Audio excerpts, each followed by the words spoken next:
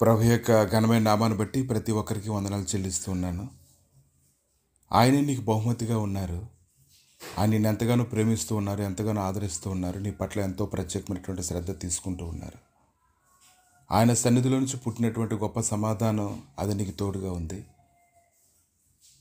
యేసుక్రీస్తు శరీరధారి వచ్చినని ఈ ఆత్మ ఒప్పుకొనును అది దేవుని సంబంధమైనది. ఈ ఆత్మ యేసును ఒప్పుకొనుదో అది దేవుని సంబంధమైనది కాదు. దీనిని బట్టి దేవుడు ఆత్మను మీరు ఎరుగుదురు. క్రీస్తు విరోధ ఆత్మ వచ్చినని మీరు వినిన సంగతి ఇదే. ఇదివరకు అది లోకంలో వచ్చి ఉన్నది. చిన్నపిల్లల మీరు దేవుని సంబంధులు, మీలో ఉన్నవాడు లోకంలో ఉన్నవాడు కంటే గొప్పవాడు కనుక మీరు వారిని జయించున్నారు. 1 యోహాను 4 చాలా సంగతులు మనం ధ్యానిస్తూ ఉన్నప్పుడు ప్రభు తన పిల్లలైనటువంటి వారి పట్ల అతను తీసుకున్నటువంటి శ్రద్ధను గురించి అతను మాట్లాడుతూ ఉన్నారు.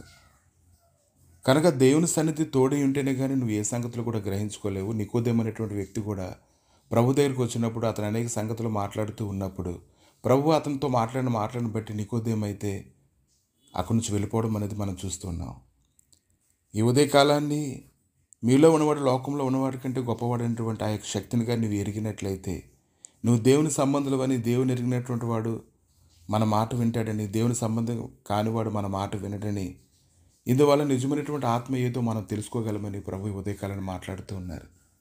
కనుక దేవుడి మాటలు ఏదైనా గ్రహించాలంటే, దేవుడి మాటల్లో మనం పరిగెత్తాలంటే మనకు ఎంతో జ్ఞానం కావాలి, ఎంతో గొప్ప సన్నిధి మనకు తోడుగా ఉండాలి. ఆయన సమాధానకరమైన సన్నిధి ఉదయకాలం నీకు తోడుగా ఉంది. ప్రతి విధమైన అంధకార శక్తుల ప్రభావం నుంచి అది తప్పించేదిగా ఉంది. కనుక దేవుడు ప్రేమస్వరూపైనాడు. ప్రేమ లేనివాడు దేవుని ఎరగడు. మనం ఆయన ద్వారా జీవించినట్లు దేవుడు తన అద్వితీయ కుమారుని లోకంలోనికి పంపాడు. దీనివల్ల దేవుడు మన ఎందుంచిన ప్రేమ ప్రత్యక్షపరచబడింది. మనమైతే దేవుడిని ప్రేమించలేదు. ఆయనే మనల్ని ప్రేమించి మన పాపములకు ప్రాయశ్చిత్తం వెళ్ళడానికి తన కుమారుని పంపాడు. ఇందులో ప్రేమ ఉంది. కాబట్టి మనం ఒకరినొకరు అలా ప్రేమించాలి. ముఖ్యంగా ఆయనే నీకు బహుమానంగా ఉన్నారు కాబట్టి 1 యోహాను 4:8-9 దేవుడు ప్రేమ స్వరూపి, ప్రేమ లేనివాడు దేవుని ఎరగడు. మనం ఆయన ద్వారా జీవించుచున్న దేవుడు తన అద్వితీయ కుమారుని లోకంలోనికి పంపిన. దీనివల్ల దేవుడు మన ఎందుంచిన ప్రేమ ప్రత్యక్షపరచబడిన.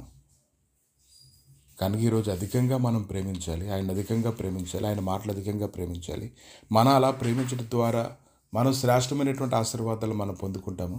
శ్రేష్టమైనటువంటి ఆశీర్వాదాలు ఏదైనా మనం పొందుకోవాలి అంటే ఆయనే మన బహుమానం అని మనం గుర్తించాలి. ప్రభా మీ దయగలిగిన హస్తాలకు అప్పగిస్తుండగా ప్రతి ఒక్కరూ నీవే మా గొప్ప బహుమానం అని ఎరిగి దాన్ని జాగ్రత్తగా కాపాడుకోవడానికి కృప దయచేయమని, దాంట్లో నిలుచుండినట్లుగా సహాయం అనుగ్రహించి మహిమ పొందమని యేసుక్రీస్తు నామములు అడిగి వేడుకుంటున్నాము తండ్రి. ఆమేన్.